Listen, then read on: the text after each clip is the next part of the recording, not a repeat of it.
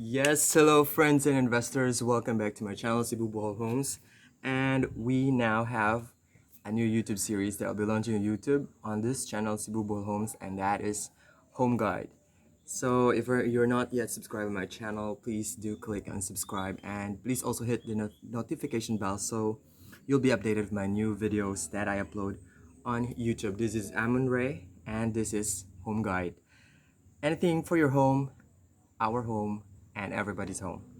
For today's episode, we will just be talking about, anything under the sun. And I know most vloggers do not tackle about political issues, but basically, it affects almost every citizen of this country, the Republic of the Philippines, whatever the president decides for our country and for the people. We are all affected. Like, for example, this current pandemic that is hardly hitting all of us, our businesses, our jobs, our families. So we are trying to cope with this whole crisis, and up until now, we're still looking for the the cure of this virus, the coronavirus. And basically, we always like for the past 6 months or so, we've been talking all about this coronavirus. And just recently, last July 27, 2020, we just heard the fifth State of the Nation address or SONA of the President of the Philippines, and I just want to talk about it briefly in my vlog since I've been following the programs and the direction of our president. And come 2022, we will have another presidential elections, and I hope that the pandemic is already over by that time. And as we learn from the news, international travel will not be back maybe in 3 years' time, but hopefully it's going to be earlier. But again, I know this is a home guide, but I think the trajectory of every Filipino family's life is based on what the president decides for our country, especially that we are having this pandemic. And the reason why I am launching this home series because about home guide is that we always stay at home for the most time that this pandemic is still here. So I was thinking that maybe we can share to our subscribers and to our friends some tips and life hacks that we've been using for the past 30 years that we've been uh, home. So hopefully we can share you in every episode. But for now, going back, let's talk about the son of the president. So it started about 4:08 in the afternoon. Sorry, but it's going to be a long talk. So if you agree with me in some of my opinions and if you agree with some of the statements of the president, you can just comment down below. And if you have your thoughts as well, just please put down your comments and please no hate comments. Let's just be as much as possible be respectful with our comments. Yes, so of course, in every speech we start with greetings. So the president mentioned some of the dignitaries who were present during the State of the Nation address. And yes, I'll just point out some of the issues or the concerns which were highlighted during the State of the Nation address of the president. So, of course, the very famous issue about the Abs Cbn Shutdown. And if I've just seen one vlog, one of a famous YouTuber, Will Dasovich, he was bashed because uh, it was, he was with Nas Daily. He's also a famous influencer on social media, on Facebook and YouTube. And they were having a podcast. It was about, the direction of, social media. Where are we going towards with this, time that people are always spending on social media? And then um, I think there was like one statement of Will Dasovich about his golden rule that he will not talk about politics in his vlogs. And there was one famous comment, I think on Twitter, that trended, um, which I think the thought was, um, it was like the point of Will Dasovich is he's not caring about what's going on in our country, and he's just, he just after about the views on his vlogs.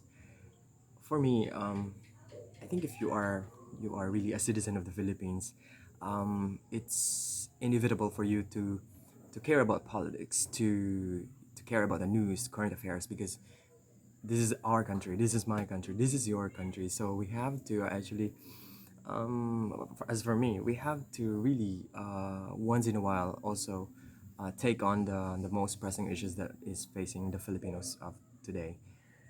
So that's it. I don't know. We all have differing opinions about the matters going on in our country, in our lives, in our society, and our environment. But that's my point as well. If you are, a real citizen of this country, I think you have to take part about what's going on with our government and what direction we're taking for our country.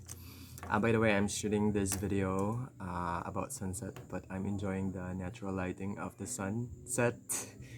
There's still light from somewhere there. I'm facing the west, and this is the east side in my back. So we have the sunrise here, and we got the sunset right there. So it's so bright, and it's an open space in our house. So I like to film it here because it's more quiet, and it's away from the living area where most of the members of the family gather together every time we come home from work. Anyway, going back, so about the ABS CBN shutdown.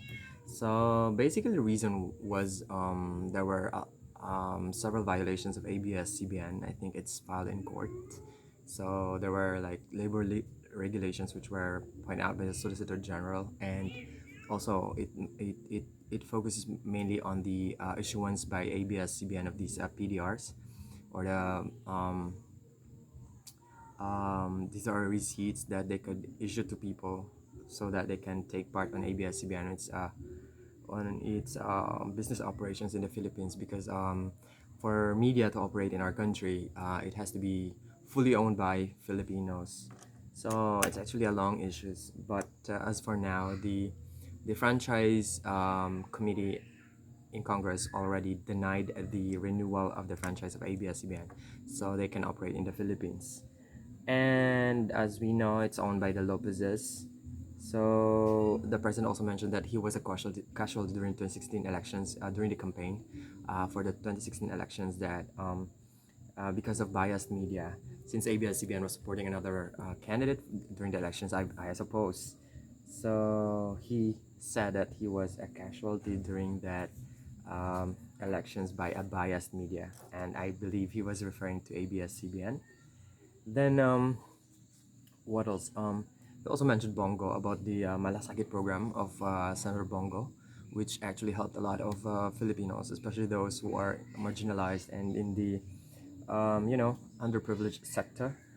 Then what else? The president also mentioned about the credit rating upgrades of our country by a few credit rating agencies. There's the Japan credit rating. We've been upgraded from BB A plus to A minus last June of 2020. So these credit rating agencies will rate countries regards to its fiscal performance and other factors. So it is also one of the basis by lending institutions and worldwide, if they can let you borrow money or take a loan for your infrastructure projects and other projects that the government would want to undertake for during the administration of the government. And then Moody's, I think, upgraded also the Philippines. Then the president also mentioned that if people want to learn about all the accomplishments of the President Duterte administration, they will be releasing a comprehensive written report about it. So I guess for me personally as well, I've seen a lot of infra projects going on in the entire country and even our province. You see a lot of road, concreting projects, and improvement of our government systems. So they're currently doing that, and there's also the he mentioned also about the Executive Order 100, or establishing diversity and exclusive program as the national standard. And it talks about the very gist of this executive order is about the no discrimination concept. Like regardless of your age, sexual orientation, your status in life.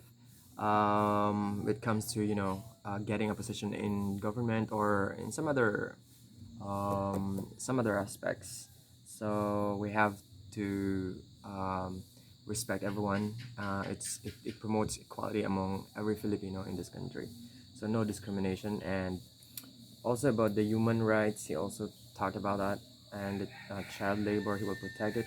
And he will, in his entire administration, he promised that he will fight for human rights. Then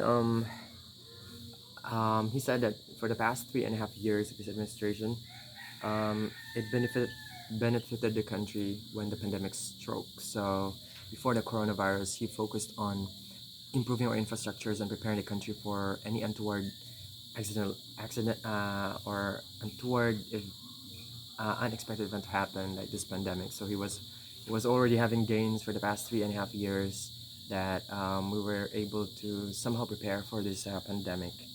And um, this pandemic is actually affecting not only the Philippines but the entire world, as you see. Um, uh, if you check the international media, you will see that a lot of countries are also suffering so bad because of this pandemic. A lot of people were affected. A lot of lives were lost, and now new cases have been recorded in several parts of the world, especially the U.S. And also um, I'm checking my notes. So the president was also thanking all the frontliners, the doctors, the nurses, the police officers, the officials, and LGU officials who've been working so hard to fight this pandemic and yeah, always being there for their constituents. So without them, of course, it will be difficult to fight this this crisis because it's a different war. Like it's an enemy that no one can see. We don't know. It's really floating in air. It's been transmitted by person to person. So it's really a difficult war to win. And at least for the Philippines, we're somehow controlling the rise of the cases. Then um, the president said that the strength of the nation relies with the people, which is true. So I think the president is also getting his inspiration from the people. So if we are really trying to win this, I think we should work together to fight this virus and to win um, during this time of pandemic. Then sabi ng presidente, it's buhay muna bago lahat. That's why um, about the school, he postponed the start of the school year, I think. And I can remember the president said that he can actually the postponement of the start of the school year, the education loss, pwede pa daw we can just learn it later, pero yung buhay pag nawala na, you cannot get it back. So that's why buhay muna bago lahat. And then so we have the president said that we already have 93 testing labs around the country and 1.4 million tests by end of July. That's the target of our government, and now it's August already, so we will check the report if they were able to hit the target for that. Then regarding the SAP, it's a 2.5 billion social amelioration program. It was given to those who deserve it, those people who were greatly affected by this pandemic. They lost their jobs because some businesses were forced to shut down while the lockdown was imposed, and on no work, no pay arrangement as well. So this is for the poor and low income households. So unfortunately for the middle class, they were not included for the SAP program. Then Actually, there are a lot of people nowadays, like those who are really mapamaraan. They turn this crisis into an opportunity. So we see a lot of online sellers selling food, selling a lot of stuff, and now the plant craze. So we have plants. They're riding on the plant craze. They're selling pots and a lot of different plants, which is actually good because one of the messages of the president, he said that he will be supporting a plant program by the government. So previously we had the build program, but now we have the pandemic, so we are just staying at home. So it's better for us to plant, and I think that is attuned to the direction of our government for the next 2 years at least. So we have to focus on agriculture. So the president also mentioned about helping the formal sector. There's an adjustment program for COVID-19. It says 650,000 affected individuals. It will help about 650,000, more than 500,000 people. We have the OFWs who were repatriated and displaced marginal sectors. Then there's also an assistance for the senior citizens and the indigents and emergency government resources. So this is also part of the Bayanihan to Heal as One Act. And next, the president also addressed to the banks in the Philippines to also help those businesses, especially those MSMEs or those in the small to medium enterprises. And DBP, as usual, the Development Bank of the Philippines, the construction of the North Luzon Subic Expressway, he mentioned about it as well, to invite more investors to invest in that area, because it's more of the infrastructure projects in connection to the build program of the president. Actually, I've been following some of the programs of the president, so and the SONA. I've seen the last SONA and also made a reaction video about it. And no, I'm just because I'm more into business, so and most of the policies are attuned to what is the direction of our country based on the president's programs as well. So we have to take note of that as well, because it's going to affect what we are going to do for the next year or two, or the next 3 years at least. Then there are also online trainings. So now if you have internet connection